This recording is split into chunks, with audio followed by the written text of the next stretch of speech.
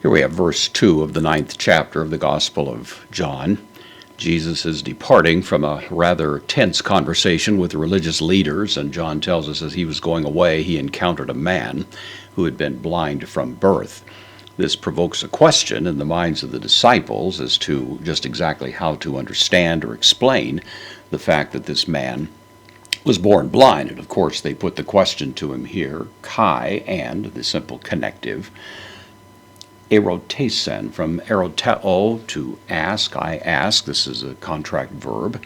This is the third person plural, aorist, active indicative, so they asked him. Auton, the pronoun, accusative, masculine, singular. The subject of the verb, hoi mathetoi, so they asked him, the disciples.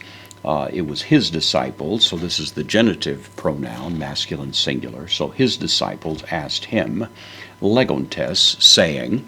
It's a participle, present active participle, masculine plural nominative. So of course this participle is connected to the disciples. So the disciples asked him, saying, Rabbi, the normal word for teacher. And of course at this point it's an appropriate thing for them to say because they're asking to be taught. Tis, this is the interrogative pronoun. That's why it has the accent in the way that it does there. Hey Martin, this is from hamartano. It means I send. This is the third person singular, aorist active indicative. It's a question, who send?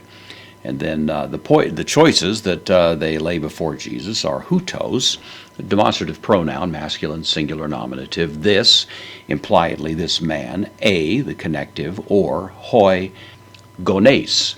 This is from goneus, it means a parent.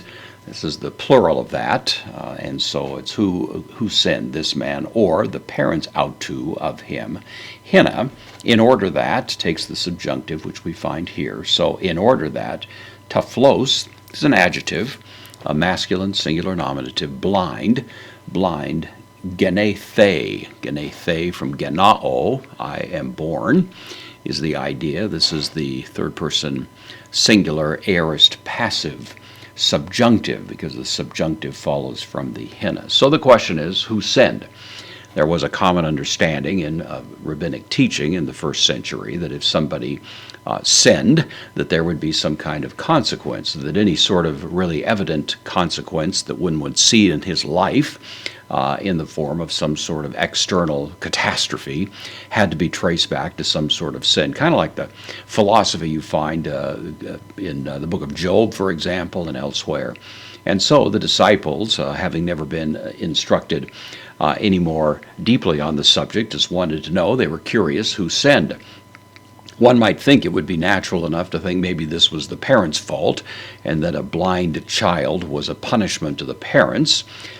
There are some who've wondered, did the disciples consider that maybe the man himself had sinned in some sort of pre-existent condition? That's a very obscure question in terms of what was actually buzzing around in the minds of people in the first century. But one way or another, the question is put to Jesus and gives rise to a very interesting response, of course, that Jesus will give in the ensuing conversation.